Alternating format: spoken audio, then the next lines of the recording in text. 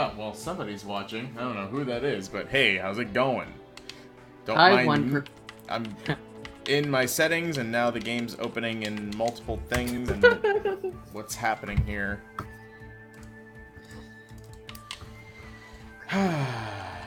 What did I do?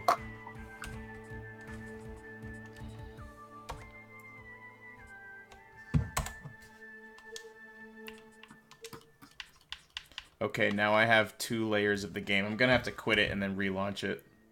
Mm-hmm. Do you have anything else you're planning to play today?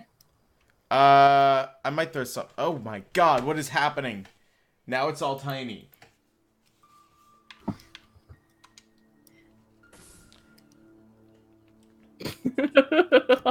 Are you able to see this? Yes. Yes, I am. Ah, god. Okay. There we go. Display scale. That's what I changed. And VSync's off. Good.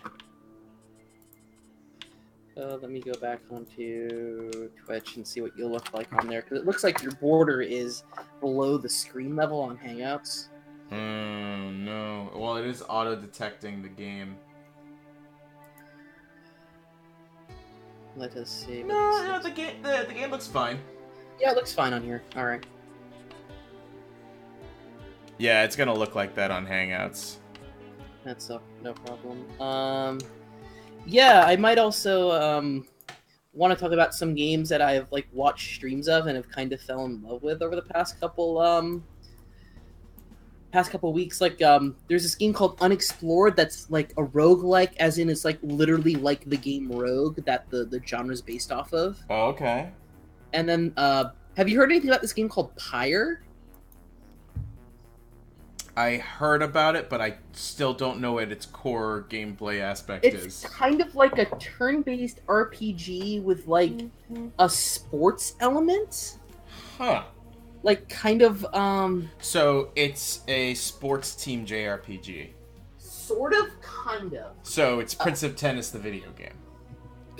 Not. It would more be like the game that they play is kind of more like rugby. Huh. Yeah, it's a very difficult game to explain unless you like just straight up started playing it. And I watched a stream of it and it looked pretty good. What else is on my playlist? I've been watching a lot of City Skylines videos. Oh my god! Yes, you adore that game. I do, and the reason why I watch a lot of it is that I can't play it on my computer. Absolutely refuses to run. Which way am I supposed to go? And wall jumping is so much easier in this game than it has been in any other 2D Metroid game, and it wasn't even made by Nintendo. Alright, so I'll be honest with you, not played a lot of Metroid games. I played the first one. Which is, like, you haven't actually played it because nobody in our age group has finished it. No, I've totally never finished that game. I've played and finished Super Metroid, though. Yes, well, that's like, oh god, I don't even know what the equivalent of that really is, but it's basically a pinnacle of 2D platforming design. What else have I played that's on here? Let me see the other games. I've played Metroid Fusion and beat that. Yes, that's the first one I ever played and beat. And I had Metroid Prime Hunters for the DS, and then gave up when I couldn't like find how the door opened. That game was historically frustrating. Yeah, I like bought it like, oh, okay, it's like a 3D. It looked really good. It played really good. It's just one of the puzzles sucked, and all the bosses were awful. Yeah, well, if you kept playing, you would have come to find that game, Metroid Prime Hunters, actually was just recycling the same 2 bosses like 3 or 4 times each. Oh god, I hated every last one of those bosses. Like they were not fun to play. The mechanics were all bad. God. Like yeah, honestly, the only type of redeeming quality to that game at all is the multiplayer, and even still, the control scheme was a mess, and basically gave people needless arthritis. Well, I thought it looked really good for 2007 when I played it. And that came out, I think it was early 06 it came out. Yeah. Yeah, I picked it. I picked it up whenever the DS Lite came out. So that Yeah. That was like late 2005, early 2006, I think, was when the DS Lite DS came out. Lite came out in June 2006. Yep, that's it. Yeah, you know why I remember that is because it was the same summer that me and all my friends were obsessed with what's my missiles button? B's my missile button. It was the same summer that my friends and I were obsessed with New Super Mario Brothers on the DS, which was a great little experiment of a game, and it ended up kind of ruining platforming version of Mario as we knew it.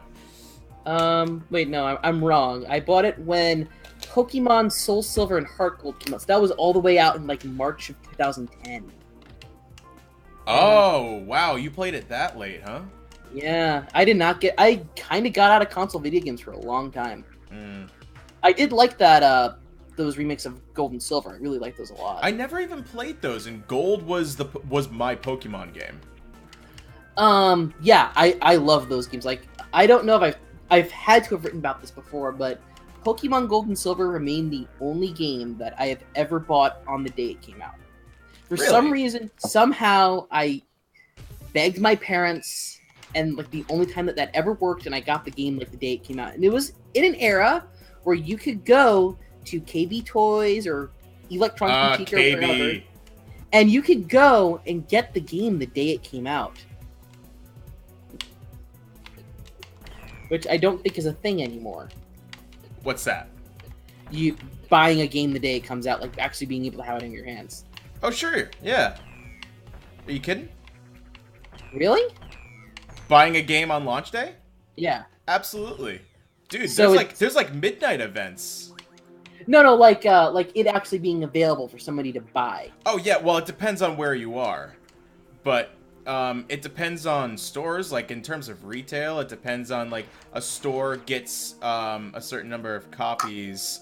Like look at Best Buy, for example. A store gets a certain number of copies depending on general game sales and probably how many pre-orders there are. Mm-hmm. So it's mostly just consoles at this point that's annoying to get after launch day. Consoles have always been historically annoying to get after launch day. Absolutely. That's like when they're in the most demand. Mm-hmm. Like, I never once saw a Wii U on a store shelf that you could just buy. Ever. Once. You've never seen a console or no, I've never just the Wii U. I never saw that on a store shelf. Oh, dude, like my local stores, they were all over the place. There's always one. Like, well, people didn't buy it around where I'm at, but it depends on like what region you're in. If you're in like a more densely populated area, absolutely. Well, Newport, Rhode Island's probably a lot bigger than the city that you. And we also only have 2 places where you can go and buy a video game. We have Walmart and we have GameStop, and that's it on the entire island. Yeah. Yeah, it depends on where you are. And then I don't know if as far as the Switch and the NES and the SNES Classic goes, I don't know if you heard about the whole manufacturing issues. Oh, what happened with those? Well, you know how Japan gets a lot of earthquakes? Yeah. One of the manufacturing plants that Nintendo utilizes, either for manufacturing, it was either the NES Classics themselves or a chip that goes into them, was hit by an earthquake, and so the supply for the parts were exponentially dwindled. Oh, geez. There were a lot of conspiracy theories about why no one could ever find one of those things. I never saw one. I was very, very lucky with the one that I found. They were gone in an hour. And I didn't even end up keeping it. I gave it to my aunt because she grew up with the NES. I have her old one, and it broke under my watch. So years later, by the way, like found it in the attic where it should never have been. Oh, geez. So it's all rusted out and shit. So that was my paying her back for that. But yeah, I grew up 20 years later. I grew up with the Super Nintendo, so I'm really interested in that thing. But again, I'm probably never going to see it anyway. The SNES Classic? Yeah. Yeah. Let me see here. Fuck these guys. Okay, Travis, you're in the chat. You're not in the Google Hangout. Oh, that's the one person who's been watching us. Are you the number 2 and I'm the number 1? Is that what's going on here?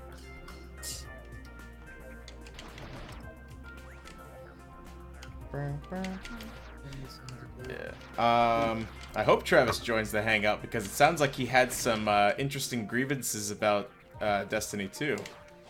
Shit! God, no, I'm gonna die so hard. Ah, jeez. Okay, alright. That's alright, I'm just gonna farm. There we go. See? Earned that back already. You have to make peace with the fact in a game like this that you're gonna take damage. You're not gonna get anywhere. Yeah.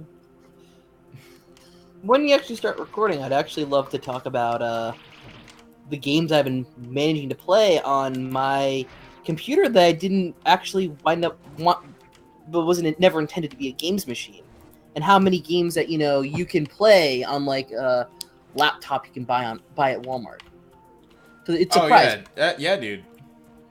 Like my specs for this computer is an Intel Core i5 with a 2.3 gigahertz processor and 8 gigs of memory. Yeah, usually for gaming, you don't need all that much of a processor. i5's plenty. i5's a good, like, mid-grade one. Like, I don't know what the video card is you got in it. Probably not a great one. I can check. It's probably, like, a little mobile one. Like, probably, like, an M50 and M600 or something like that. Let me Google how to find my video card. Windows 10 video card.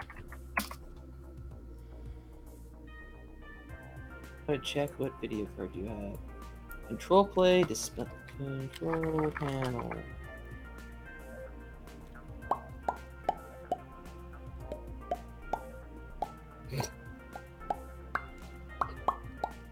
Yeah, I sent it to him already. No! No! No! Alright, there we go.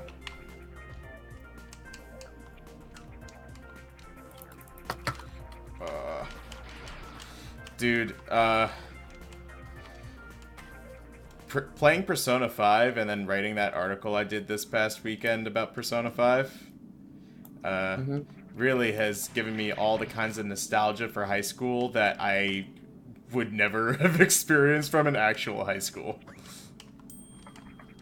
I've never played a Persona game. Or any of the Neither had I. I've also never played any of the other Shin Megami Tensei games either, but I know of them and I know what. Did you ever play Catherine? No. Catherine's actually very interesting.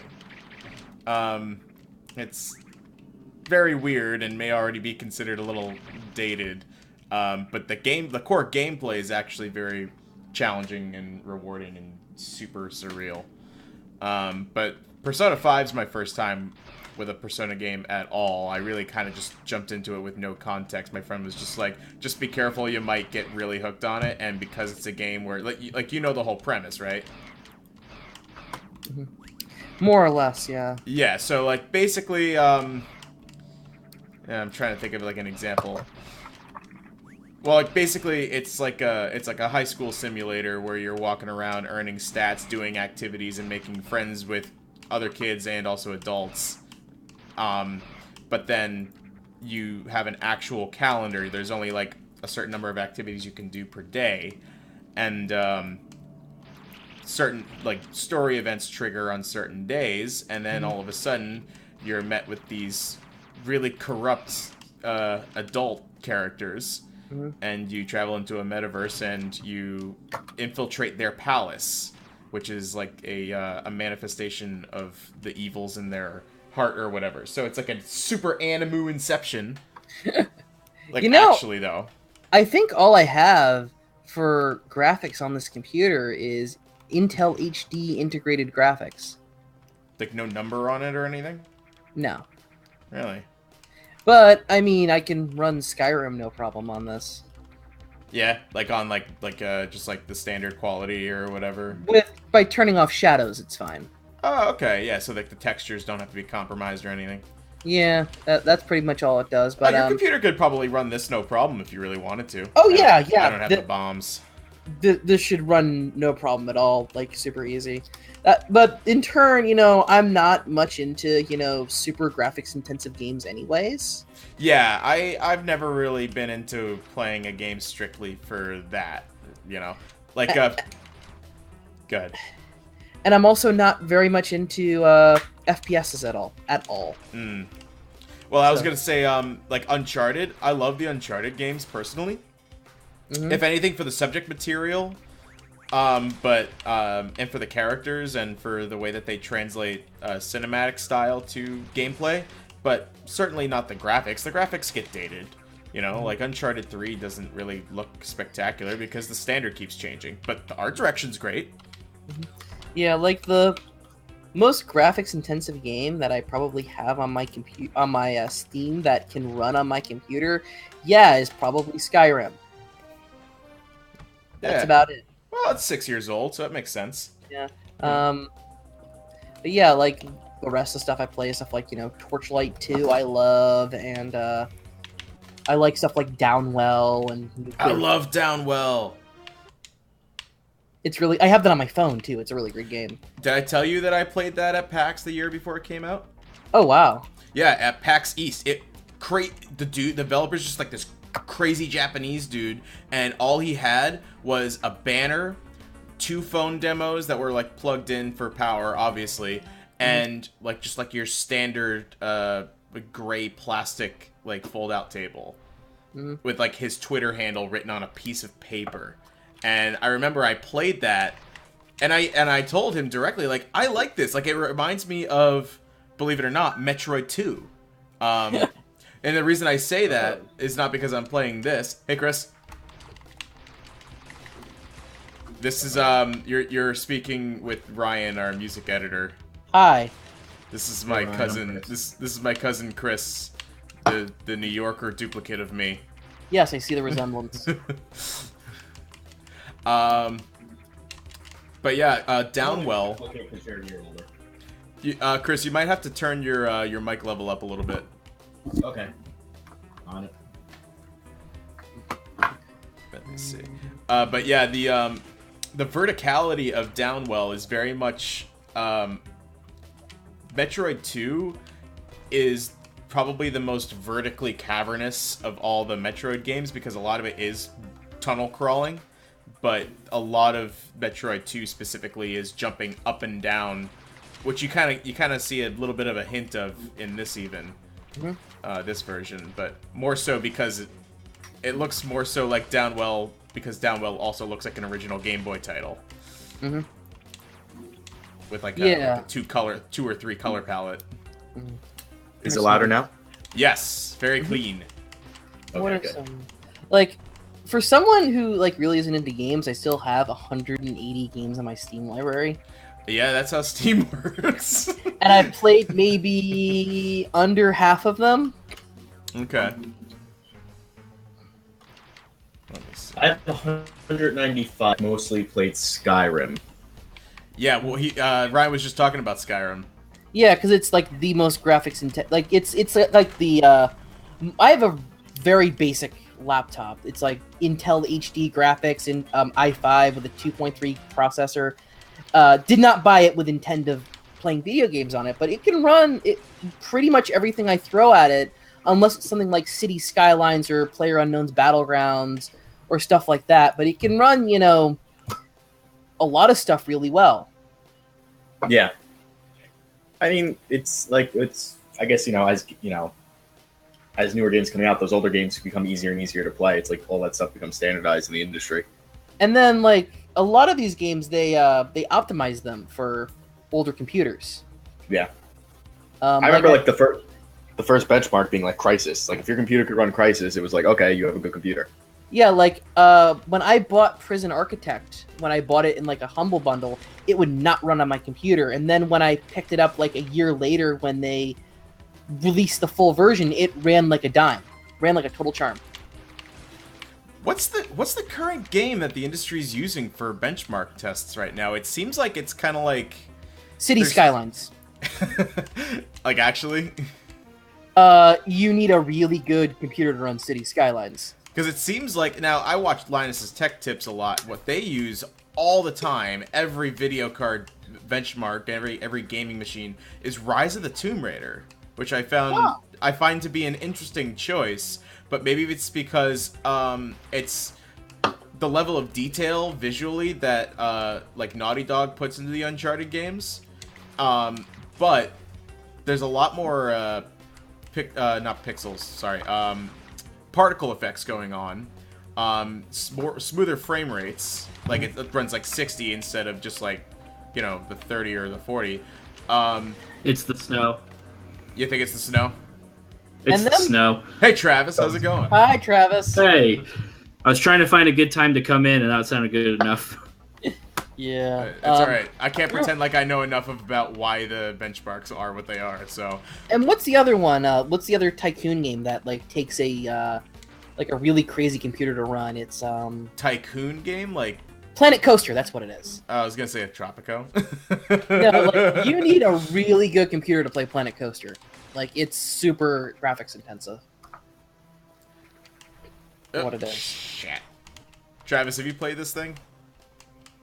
Metroid 2? Yes.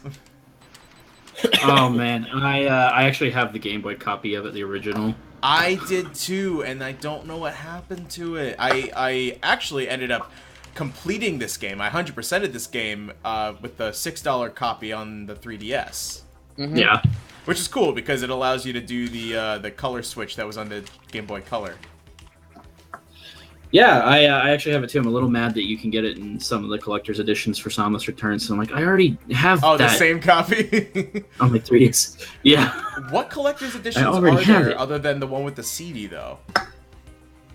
There's one in Europe where you actually get like a metal case that's shaped like the original box. That's what... Okay, I thought that I was going to be able to pre-order that in the States. See, that's the one upside of the Switch being region unlocked, is that we won't have to put up with that stuff anymore. Thanks, Reggie. Thanks. Yeah, appreciate it. Appreciate you preparing our bodies for us. In case you didn't catch Travis, this is my cousin Chris. He's from New York. He does broadcast school right now, so he originated this podcast along with me. And I'm trying to remember... Oh, okay, that'll do. And Travis, the big reason why, because Chris and I both wanting to play Destiny, we actually both have Destiny Edition PlayStation 4s. Chris, yours is the white one from like launch, right? Yeah, I have the original white launch Destiny console. And then I have PS4. And I have the Taken. It's a pretty console. And I have the Taken King one with like the gaudy like gold on it. Granted, I got it for Metal Gear, but that's besides the point. But neither of us ended up getting Destiny 2. And I don't know if it's because I'm holding out for PC or if I'm just kind of fed up with it, but I know, Travis, you are. Oh, I've never been a huge Destiny fan anyway. Oh, you have? I'm very much that. I'm that contrarian. Like, I don't know what it was, and I'll admit I didn't pay for, like, Taken King or anything, because I was already checked out by that point. Yeah. But it just felt like a lot of work to me, and I'm like, if I'm going to get in a vehicle and do a menial task and get paid for it and drive back, I'd just go to work. So, right. I don't know. That's what it was for me. But anyway, a lot of... just kind of what we covered, everything means I have to pay attention to Destiny. And the Destiny community is not pleased with Destiny 2's shader system. Oh, and the shaders? The shaders are really bad this time. So, okay, so you've played the first ones. Yes. All the expansions and everything, I'm assuming. So you know how shaders work in the first one. Oh, yes! Sorry. Oh, you got it. I got it. You got it. Yeah. So you know how shaders work in the first one. No. Well, in the second one, you buy like a token and you get like the colors. You get the colors, yeah. Are you serious? Yeah, there are ways to unlock it, and you can use motes of light or whatever. There was different currencies to buy. I came all this way to, pardon my French, get cock teased on the spider ball. Yep. And I can't get jeez. In other words, you got. You got. Now I got to go up and around, and oh, that's good game design for you. All right. Anyway, so shaders. So this time around, shaders you can get like unlocking in the game, or you can get them through Destiny's wonderful new loot boxes. And I think you all know how I feel about loot boxes these days. But yes, I do. I can definitely say that. Yeah, you've edited my reviews. You know how I feel about those. So you can get them in loot boxes, or you can get them in game. Except you can't use a shader on an entire set of armor. You use it on a single piece, and once you use it, it's gone. That don't make no sense. What? Yeah, once you use it, it's gone. And if you want to color, and if you want to color another piece of armor the same color, you can't believe it. it's genuinely unbelievable. It's kind of disgusting. Like, I don't play this game, and I'm mad for people who do, because that's cold. Activision. So exactly. There's so many better models out there where you could still charge for like cosmetic stuff like that, though. Yeah. Why are you gonna screw over your customer? Have to charge, like, just don't make it consumable, or make it at least like a reliable thing you can recover. Like, they picked the worst way to do this. Guild Wars 2 had a great system. You know, they had a dye market where you could buy all the different dyes, and once you had a dye, it was in your inventory forever, and you can color whatever the hell you wanted with it. Yeah, it's like I don't understand this whole system of you get it for one use. It's like it better be worth like a tenth of a penny then or something. Well, I mean, if you spend money, you're buying a loot box. So yeah, I can already imagine like in like 2 months, it's like we have permanent color packages you can buy for $10.99 or some stupid shit. Like that. Well, and they've got silver. Silver's back. So, oh boy. You gotta buy all those dances, right? Yep, gotta buy all those dances. It's just such a shame. And so, like, the director of Destiny's been on the defensive, because, of course, he has to be. Yeah. He won't even, like, he'll address it, but he's not addressing it in the context of you also want money for these, technically. And that's where it gets really tricky. But basically, he's like, with Destiny 2, we want statements like, I want to run the raid trials or go back to Titan to get more of its shader to be possible. And I'm like, that doesn't sound like fun. Nope. It's like, imagine, like, I could already picture them like, you have to pay money or you have to unlock raid keys so you can go on raids. At this point, it's like, if you're charging for colors, like, just cosmetic stuff, like, I understand you can make like loot boxes and you can unlock cosmetic stuff like Overwatch, but it's like you're charging money for a single color for a single armor piece, and you have like 8 armor pieces in that game. Yeah. Chest, arms, like legs, whatever. I don't even know. Oh, it drops armor pieces and weapons too. Those boxes. Oh, it does. Yeah, like nothing that breaks the game for now, but okay. So there's no like loot cave yet where you could just farm all that stuff in the first week. Oh, no. Okay. Not yet. Not that we know. I guess I should say that nobody's found. Dude, I was just gonna mention, like, do you guys remember, like, the drama? Of course you do. On that vanilla Destiny launch. What, with the loot cave? Everything leading up to and after the loot cave until they did 2.0. I remember, like, playing the beta and being really excited. I'm like, wow, this is like we got all this in the beta, and it's and like, then you found out it was 60% of the game. That was like 30% of the game, and I'm like, oh my god, there's nothing left. I mean, it was still fun. Raiding was fun. Playing with friends was fun, and multiplayer was. It felt like a good shooter. I'll be honest, dude. I'll be honest. Destiny 1, and keep in mind, I really only played vanilla and Taken King back, and the expansions in between back to back because that's how I received the game. I played it like a Halo game with co-op multiplayer instead of competitive multiplayer. I didn't even really touch that. Never did a single raid. So I feel like that the way that Destiny is intended to be played, I don't even think that. I think they would be like yelling at me because of the way that I had been playing it. Well, you could play it any way you want. I mean, there are people who specifically just played competitive. There are people who just probably did the story and put the game down. That was enough. But raiding was it's like any, like, I guess they don't say it's an MMO, but it's like an MMO where you could play the game differently and you could have they want you to call it an MMO FPS RPG. Too many letters at this point. We need new ones. Yeah. The gaming industry needs a hard reset on their acronyms for all games. Yeah, definitely. And Intel on its friggin', what do you call it, processor line, but we've already complained about that before. Yeah. Let's see. I'm very disappointed now, though. I honestly, I'm probably not going to get Destiny 2 at all now. I was holding out about- for. I was gonna hold out for PC, but screw it. I don't even have a 4K monitor. So, what good is? I'm just going to wait for I'm going to wait for Battlefront 2.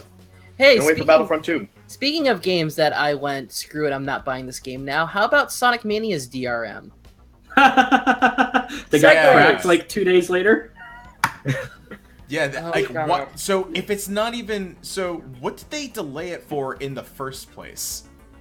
The PC port. I watched when they announced the delay, which by the way was true to Sonic community management standards, awkward as all heck. Like really though. Okay, well, no, they did. They announced that they had a big announcement, and I'm like, oh, well, maybe it's a news announcement. You know, I should pay attention and see if it's anything worthwhile. So I tuned into the stream, and it's just this guy playing Sonic Adventure 2, wasting time. He's like, Aaron's not here yet, so we can't make the announcement. Hold on, can I'm I like, just make an addendum? If anybody is playing Sonic Adventure 2, all you're trying to do is just waste some time. It's like all it's good for. Yeah, and it was Sonic Adventure 2. It wasn't even Sonic Adventure 1. Yeah. So he's wasting time. You know, it's like 15 minutes, and then like the community manager comes running into the middle of the stream, like jumps over the guy to sit down. Watching this, and I'm like, these guys get paid a decent amount of money for this. That's kind of amazing. I love this, and they announced that it was being delayed. Like there were just some performance issues and everything.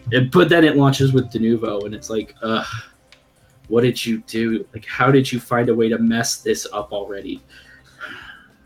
Like, that was going to be one of the very few, like, instant, Like, I'm gonna buy this. yeah. And I never do that with games ever. Right. And then, Denuvo! Awesome! Like if you could play it on a console, definitely play it on a console because it's great. I loved it.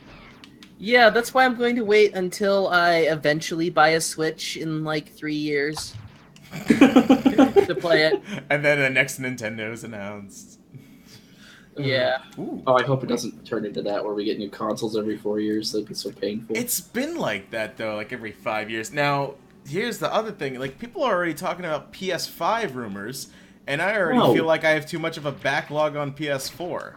I mean, we had almost a decade of the last consoles. Let's chill out. I know guys. it was lucky.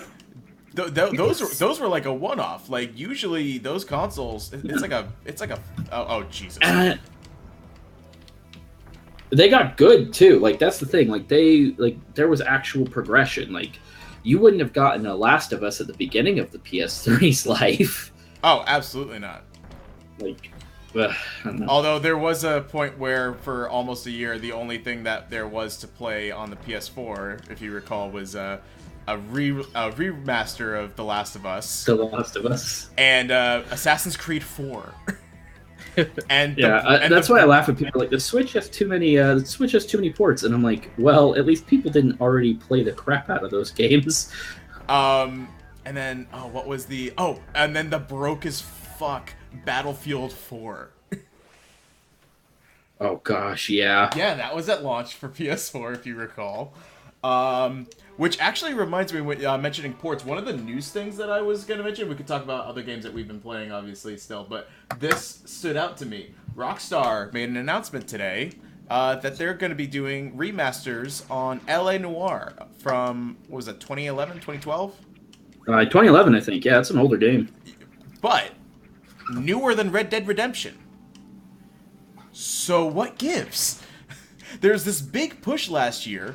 Oh, your old disc for Red Dead Redemption. It'll work on the Xbox One. Oh, you can play it on PlayStation now. Meanwhile, no remaster, no PC port. It's the one that people are asking for. LA Noire is not a bad game. Don't get me wrong. but it's not what people are asking for, unless I'm mistaken. This is my paranoid proto-socialist in me. But if I were to take a guess, it's because there haven't been any pre-order bonuses for Red Dead 2 yet, and a remastered Red Dead would definitely. And of course, they saw it work with Modern Warfare. Yeah, they saw. That would be my guess if I were just to get, if they were going to ever do it. That's how you'd get it. Yeah, that's just the paranoia in me, just expecting the worst these days. Which is terrible. Not all bad though. I like that Rockstar's experimenting with. So obviously the LA Noirs port. I don't know if you guys saw the news here with that. Yeah, it's basically 2 different ports when you get right down to it, because one's going to the Switch. Well, so 3, because one's going to the Switch. PS4 Pro and Xbox One S are getting 4K HDR. Mm-hmm. And there's an HTC Vive port. So they're actually like a VR one. They're remastering half the game in full VR. Which is actually kind of cool.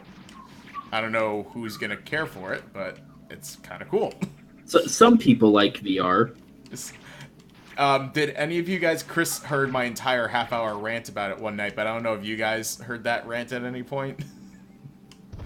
About trying to set up my my friend's HTC Vive to my PC here. Yeah, I remember you talking about that. That was one of the worst gaming setup experiences of my life. Yeah, it was pretty bad. Nauseating. However, I did get the, you know how, like, the Steam VR room has those community-made, like, little, like, 3D photo rooms you can load into? Yeah. Pretty much the only rewarding aspect out of that whole thing was I got to stand in the Temple of Time for 5 seconds. Granted, my head was in the floor, so it was shorter than Young Link, but... Alright, Chris, have you played any games?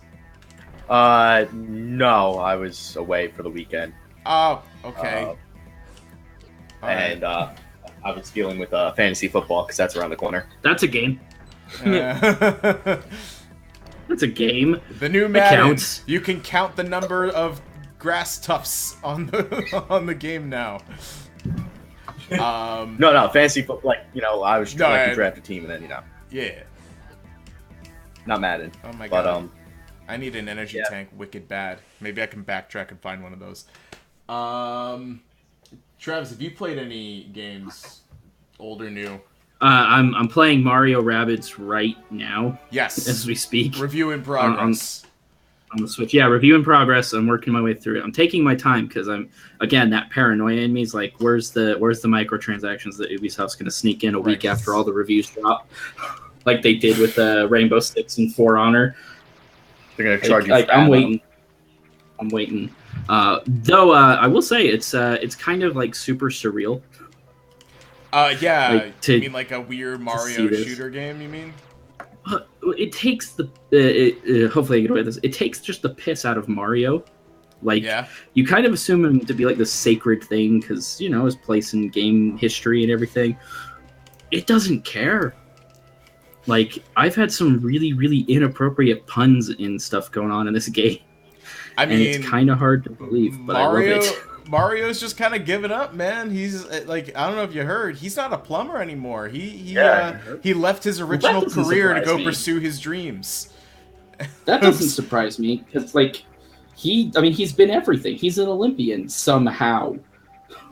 He's an Olympian. He's a painter. He's a kart racer. Jesus Christ, this thing scared me. He's a Pac-Man announcer. He's a doctor. He's been all over the place, man. He's a mortician if you change his skin in Smash Bros. He's the Barbies of Italian men. He really is. That's the best way to put it.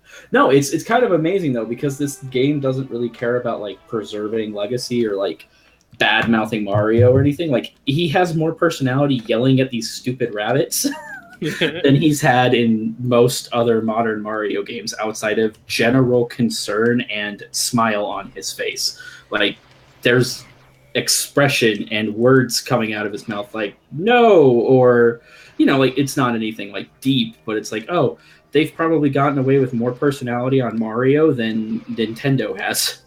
Oh, really like actual time. personality on the character. Actual personality, not like we have to have you cheery and keeping a happy face because you're carrying our entire brand on your back. Like this is almost making fun of that reality.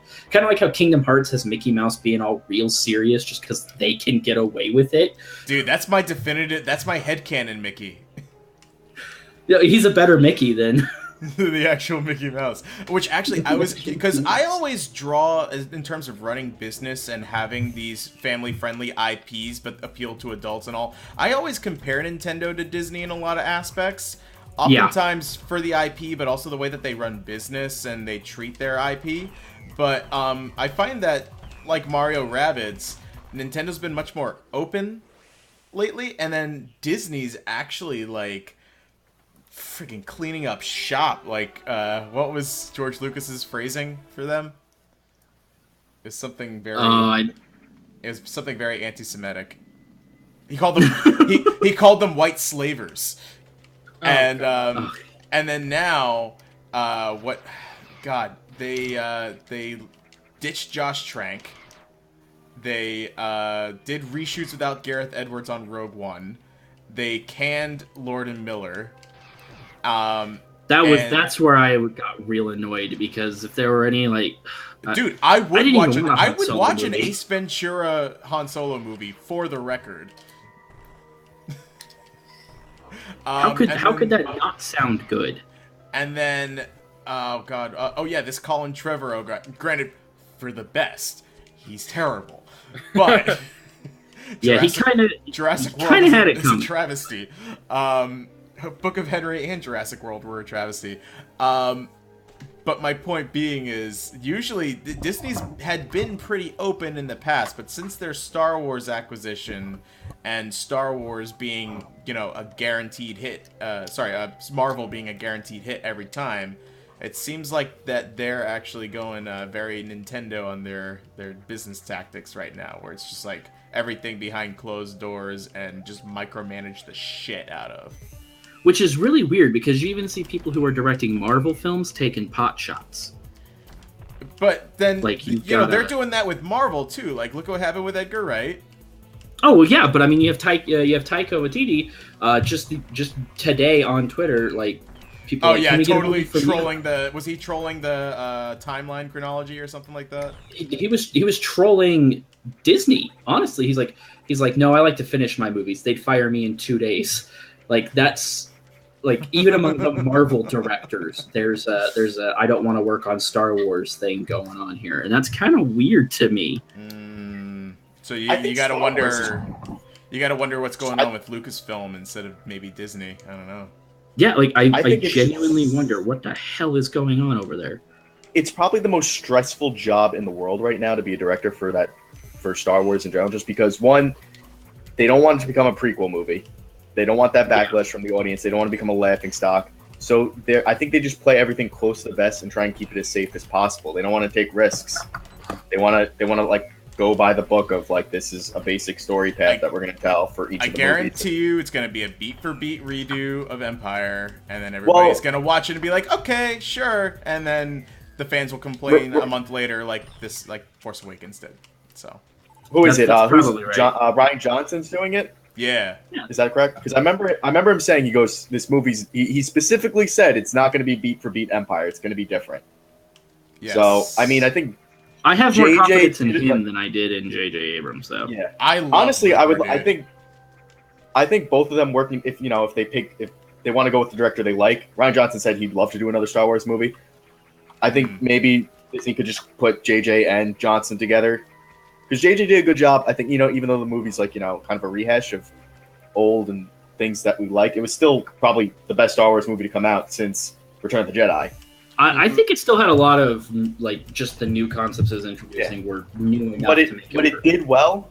What it did well is it got us to love those characters. It did. Like, I actually cared about each of the characters. Like, I was like, the story was like, okay, it's a simple story. It's got a trench. It's got, dark side, all that stuff, similar stuff, but I love Daisy Ridley. I love Adam Driver. Like, I'm interested in those characters. I want to know what happens to them.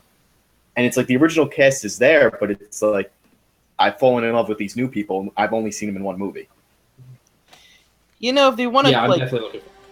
if they want to like play safe with like a new director, they can just get Lawrence Kasdan to do it. He's already on board with this trilogy.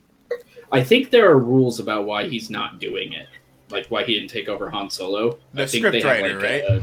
Yeah, he wrote The Force Awakens, but he also co-wrote Empire, he co-wrote Jedi, and he like directed stuff like The Big Chill and Silverado. Like he's like the filmmaker they have on board, like overseeing everything now that Lucas is gone.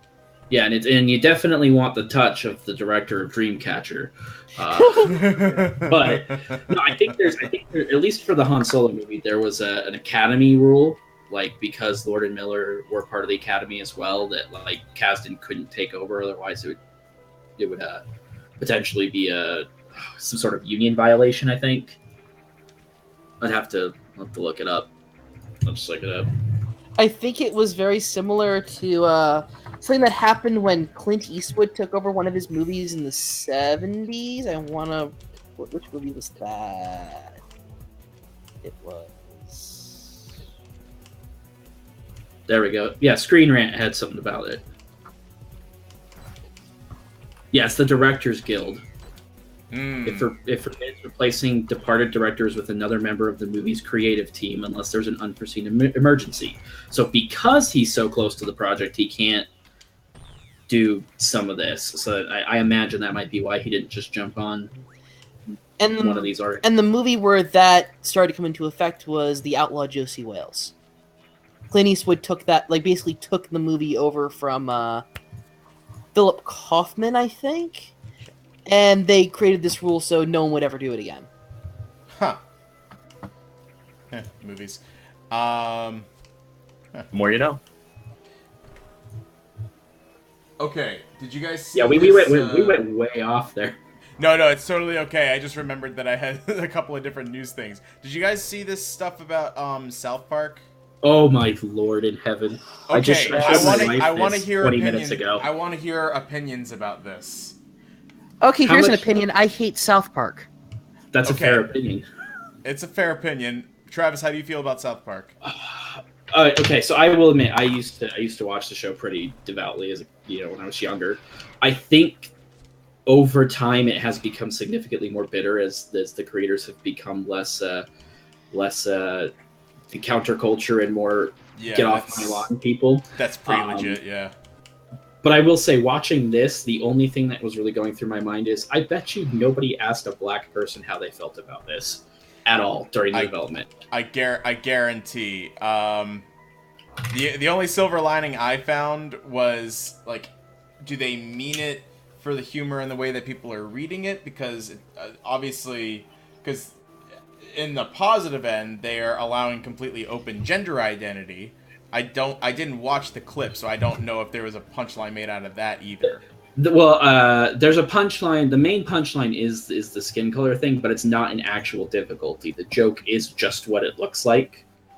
Okay, so it doesn't actually affect the what do you call it? The actual difficulty of the game in any way, not even like in like social stuff like communication or whatever. As far as it seems, so basically while you're doing it, if you mess with the slider for too long, because you're absolutely baffled at what's happening, Cartman's voice comes over and says, "This doesn't affect combat, just the rest of your life." And it's like if any other property was doing that, it would be like this, potentially very bold statement. But it's South Park, so they don't really care. Because they're already known for it, and you already know what those creators are like. It's kind of like literally any today, other property could have gotten away with that and made some sort of statement. But like with South Park, everybody's just like, man, you guys just really aren't getting it these days, are you? I don't know. Fuck you. All right. Yeah. Anyway, that was it's almost definitely a little too on the nose. So, but that was a thing going around today. Yeah, that was something else. Wow. It's one of those things where the people who are gonna go buy it, they're gonna buy it no matter what's in it. Yeah, it's like if you're a South Park fan, you're gonna buy that. If you're not a South Park fan, what the hell are you doing buying that? Well, yeah, it's just one of those things. It's gonna happen. I can't stop it. I'm just gonna let it do its thing. Is it still Obsidian doing those? Yes, I believe.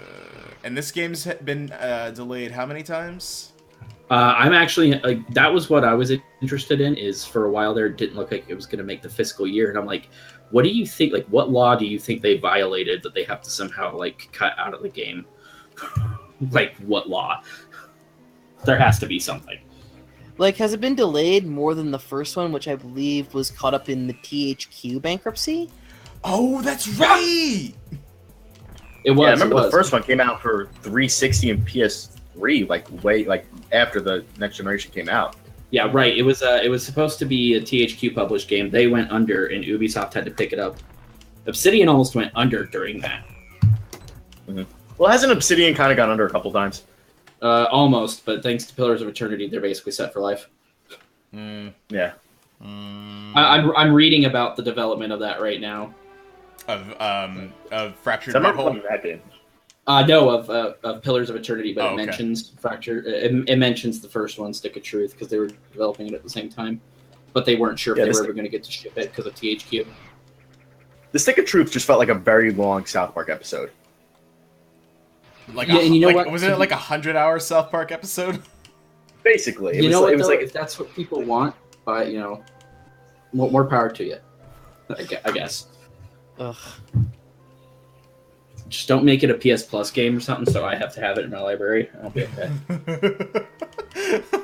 Because you're just gonna That's gonna be redeem my it automatically, and then you feel dirty. I redeem all of them, even if they're bad. Yeah, dude. Like, I I don't redeemed feel like I'm getting my Assassin's money's Creed worth. Freedom Cry last month. What are the new ones? Yeah. The new PS Plus I don't even games. have Infamous Second Son. I know. Oh. I hate this thing.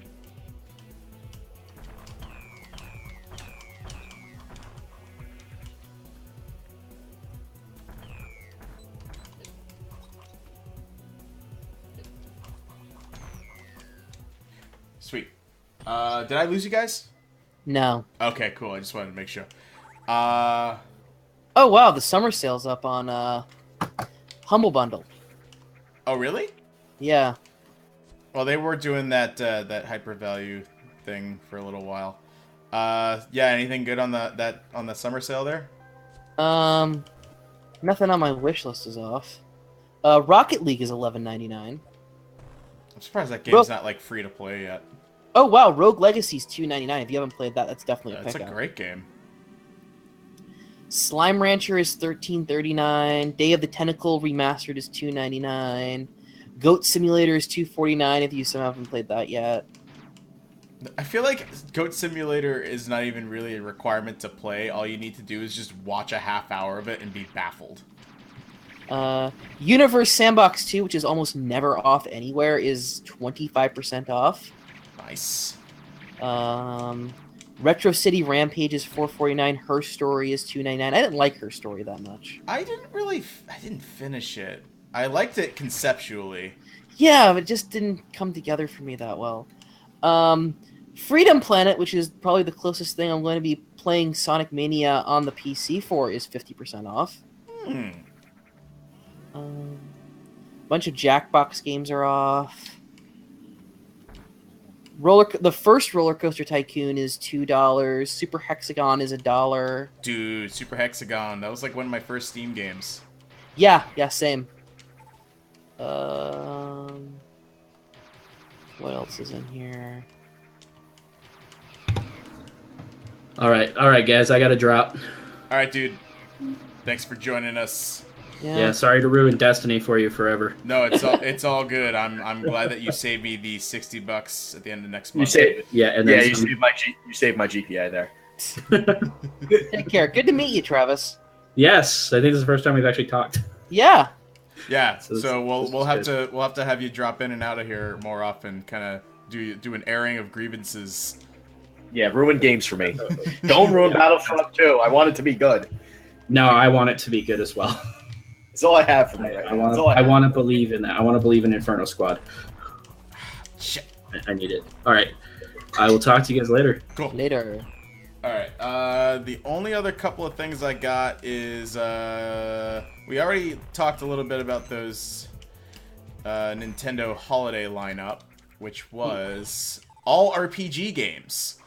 And so basically we've got Skyrim on a port there, Scrims, as it were, with motion controls for the first time. So it'll be almost as though it's almost as though people were dreaming of Skyrim on the Wii, and then this is their chance to do that. I like scream at the Switch and then like cast fireballs like with the controllers and swing a sword. Hey, if it worked for Kinect, I don't know if it worked for Kinect or not. And then we got Xenoblade Chronicles 2, so there's people that are going to be sinking a lot of time into that. And then there's Fire Emblem Warriors, which Ryan and you talked about a little bit earlier, which is Dynasty Warriors format. They're putting out a lot of games right now. Because Hyrule Warriors is one of the more successful Wii U titles, if you can call Wii U titles successful. I kind of feel about it. The Wii U didn't do very well because I kept seeing like really cool original first-party games for that thing. I guess there weren't a lot of unique original games that came out by people who weren't Nintendo for that thing. No, and they all just jumped ship after it just kind of had a poor launch year, honestly. Did you ever hear about companies like Ubisoft like dropping support for games that were like practically new on that console? Well, Ubisoft's also garbage. Well, but like or was it wasn't Ubisoft, it was somebody else. Yeah. But like there was a Batman Arkham Origins was on the Wii U, and there were people that paid a season pass for it on the Wii U the same way they would the other two consoles at the time. And then whoever was publishing the game legit said, yeah, we're not spending the time to develop the DLC for this. Sorry, and we're not going to refund you. Yeah. On the plus side, I mean, you can still pick up the Wii U for fairly cheap now. Yeah, and hey, for if you want to get on board with Mario Maker now or Smash 4. Or Breath of the Wild's on there, too. Like, weren't they the last two games they kind of put out for this? Breath of the Wild and the Paper Mario? Yeah, Paper Mario was last fall as well. I saw a stream of that whole game, and it looked extremely charming. Paper Mario? The new Paper Mario. Super Paper Mario on the Wii is probably one of my favorite RPGs I've ever played.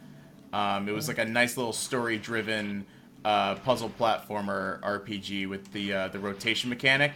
Where it's a 2D plane, but then you hit the A button and it goes 3D. But everything's still flat. Yeah, very cool.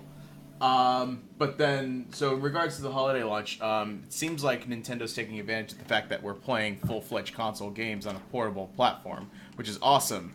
And we probably want to see more. Are there RPG games that either of you guys play or would like to play, and you think that they would be more feasible or more enjoyable in a portable platform like that? You know, my favorite game of all time is Baldur's Gate. And I think that the Android port of Baldur's Gate has absolutely stunned me on how well a game that's as finicky and fidgety as that works on a mobile platform.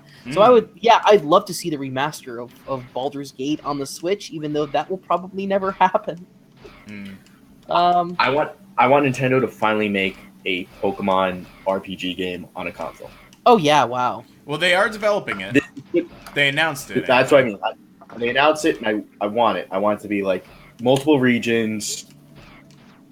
It's full RPG. I don't know, multiplayer if they want. You could just like play with your friends. You could battle your friends. Switch is now the perfect console for that, and I just want it. I want it now. Well, I mean, one of the things I've always wanted in a Pokemon game was to have like functions you can do where you can do things other than like battling your Pokemon. Like you never have to battle your Pokemon. You can like breed or something like that, or do something else. Yeah. You don't have to go through the. You could have you could have a separate job within the Pokemon world. Yeah. Like you could just go out and like do Pokemon Snap and like look for rare Pokemon, or you could actually train Pokemon. Who knows? You could set up. You could do like online or gym or something. So I hope that whatever they're doing for the Switch has something like that where you can like still do the whole battle gym stuff, whatever, but you can also just hang around and not really complete the quest at all. Yeah, it'd be cool if you could pick something different than just starting in like a starting town and just pick you could start from anywhere you want and just kind of like create your own story within the Pokemon universe. That's what I never got about like the Pokemon anime. So does like every town have someone like Professor Oak, or is he like the only guy that people can get their starter Pokemon from, or what's the deal with that in the Pokemon mythos? I guess every town has somebody like it. I mean, there's like Oak, there's a bunch of different tree professors. I can't remember their names. I remember Ruby's like all the games have one. Yeah, but those are like the little like teeny tiny towns in the game. Yeah, which I think are supposed to meant to be bigger, but it's just limitations of the game. They make like these small little. So do like when you like become like a Pokemon master, do you like have to travel to that town to get your monster, or can you just like get it from where you're actually from? It's the only way you're gonna understand the power that's inside. Well, I guess you have to go to that region's professor to get like your starting Pokemon if you want to become a Pokemon like if you want to start your journey. Like, what is it, 12 or 10 or something? Yeah, or like AKA way too young to go around like unattended, like walking around the continent or whatever it is. In the games, you get to go to a casino. You're like, what, 10 years old? It's great. Yep. Well, you guys know that whole fan theory about the backstory where it was like a great Pokemon war and all the dads are dead or whatever, right? I think I remember actually hearing about that. Yeah. Yeah, it's kind of fan theories on Nintendo. Very very. And then there's like the whole theory because Ash saw Ho-Ho in the first episode that he gets to live forever because that was his dream. So like always kind of Pokemon or something. Right. Oh man, I'm trying to think of. What I would love to see is once this SNES Classic has come and gone, that the SNES games all get ported over to the Switch. But more importantly, just like some cool RPG stuff. So like Super Mario RPG would be amazing. That's one of my favorite Super Nintendo games. Like, never played it. So.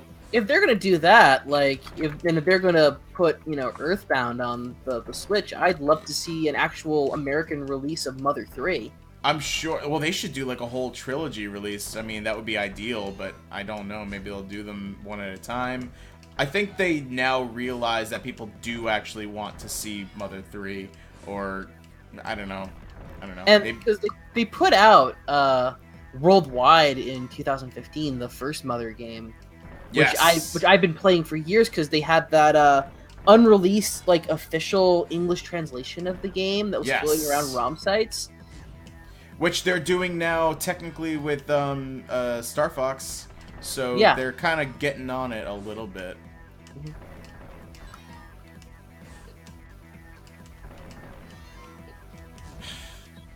And then obviously the game like Persona like I'm playing right now, where it's like massive and sprawling. I wish I could take that wherever so I don't have to feel guilty every time I sit down and play it for 3 hours. Yeah. And then there are also games like, if they're going to start porting like PC indie games like Shovel Knight to the Switch, I'd love to see something like Death Road to Canada on the Switch. That would be really cool to play portable. There's this other game that I mentioned to you that I don't think Chris has heard about called Unexplored. It's kind of it's a roguelike, as in it's literally very similar to the game Rogue that the entire genre kind of sprung up from. It's an indie game. It just launched on Steam in full, and I would love to play that game on like a handheld because it looks like something that would be really good. And also, you know what? Undertale would be really good on the Switch too. Hey, it just got the other console ports, or at least PlayStation, so sure. Undertale would be great, and it would take nothing to run. Yeah. So, most definitely. And then I think developers are just gonna. Good. I think developers are just, if everyone's just going to pour their old games onto the Switch at this point, because it was one of the fastest selling consoles this year, and it's probably not too difficult for them to go back and do it. Yeah.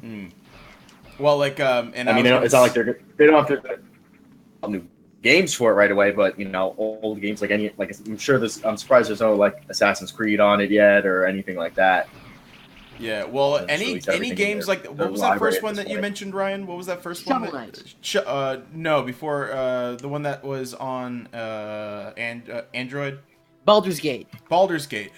If a game's gonna be able to run on an OS like Android, the Switch runs with power and architecture equal to the Nvidia Shield, which is Android compatible in the first place, and that's to me a genius thing about that platform, and why I'm so excited about the indie platform. And anytime person I talked to when I was at like PAX East that was a game dev, and they're like, "Oh my god, I'd love to release this game on the Switch. That would be really cool," because it takes a lot less effort because of all the ratings and the licensing and the online connectivity to get something ported to the PS4 or the Xbox. Like, for example, we obviously don't care about Friday the 13th, the game right now, but in talking to those developers, I don't know if you heard about the amount of effort it took to just get that ported to Xbox and PS4 in general. But one of the requirements for Xbox was literally, like, they failed a certification to get that game on Xbox just because they didn't have a Kinect usability. Really? Which nobody cares about at all. There's a secret in this room, and I'm trying to find it. And then I only have one more new... No, I got a couple more things. Okay. Blizzard is opening the Blizzard Arena for esports games in Los Angeles. Oh, great. Which is really cool if you like Overwatch. Or Not so cool. Not so cool if you're like me and are waiting for them to finally get off their ass and do an HD remake of the first Diablo. Well, maybe. Yeah, that's a good point. Maybe it'll give them money so they can hire a whole separate team to do it. How about that? Because it's gonna have multiple arenas for multiple events at once. It's gonna have food vendors. It's gonna have a Blizzard merch store. And is this gonna be like the Olympics, like the Olympic grounds of gaming, like all like pretty esports much? take And place it's here? already opening quickly enough that there's gonna be an Overwatch Contenders playoff at the beginning of October for a grand opening event. So yeah, it's pretty cool. But yeah, they should get off their ass and make some games. Speaking of which, you know who's doing a lot of that, but is still managing to be not very impressive about it, is Bethesda. Good little segue there. And the reason for that is because I think it was something around like PAX West or something like that this past weekend. Somebody got interviewed from Bethesda. There's a whole other game on their release slate this year that they haven't announced yet. And they've already got like... Hold on, can I just read off the list of games that are being published and released by Bethesda just in Q4 of this year? Do it. Okay. Sure, why not? Skyrim Switch, Wolfenstein 2, The Evil Within 2, Quake Champions Free-to-Play, Elder Scrolls Legends, Elder Scrolls Online Expansion, and a Dishonored DLC. So what the hell other IP that we don't know about could they actually be putting... Like, what could they possibly be thinking by releasing another game in Q4 of 2017? Unless But wasn't there that leak, Bethesda Game of Thrones, that happened recently? Bethesda like, Game of Thrones. Yeah, they had I think maybe it was a copyright for that name, because I heard originally Skyrim was going to be a Game of Thrones game developed by Bethesda, but Really? they decided to make their own game. And then like someone was talking about like this, and when you actually look at Skyrim, I know you don't really watch Game of Thrones, but there's a lot of stuff you're like, wow, that does, there's dragons, the Draugrs or whatever look just like the White Walkers. I'm like, yeah, I could see that happening. So that's why I felt like that rumor was kind of true. But there was something, I think Target or somebody Like there was just like something got released where it said Bethesda like Game of Thrones, and I was just like, and people were curious as to maybe they're actually developing it because, you have the end of the series coming out next year, so now would be the time to like release a game for it. And I think they said they're going to release 2 new IPs before they release the next Elder Scrolls game. Yeah, they should. They certainly have enough resources, and between themselves and id and I think another company that they own, they definitely have enough people. So cool. So that's about it. I'm just gonna try to get this other secret thing over here, and I think I know how to find it. Let me see. No. What did you guys think of the release of Half-Life 3 in text form? Oh, I actually, I didn't read that. But I saw that it happened, and I'm like, oh wait, you mean it's not just a joke? That literally happened like an hour after we finished the last show. Like I went on Reddit and someone's like, "Yep, this is Half-Life 3." Yep. Well, I guess it's It's not Half-Life 2 episode 3. Like it was the finish of that. But like all the names were changed. But it was I didn't read through it. Just read the synopsis someone wrote, and I'm like, it's kind of sad that we got to this point. But I guess it's better off than them making a game that they didn't really care about anymore. Yeah, that's true. But the meme is dead. We lost another meme. That's okay. At least it didn't last as long as I don't even know. At least we can say that the Rickroll outlived the Half-Life 3 meme. Did it? When did Half-Life 2 come out? 2004. 2004. When did Rickroll start? Probably like 2007. More or less, yeah. A little bit of I feel like overlap. Rickrolled, I feel like, ended once No, they had him at the Macy's Day Parade. I Rickrolled Ryan the other night. You didn't, yeah. No, but I mean, I saw right through that. You Rickrolled not, technically. I mean, after I'm the like, Macy's Day Parade, okay. You're telling me to click here, so I'm probably going to hear a really tacky snare hit in 10 seconds. Yeah. No, thank you. That's about right.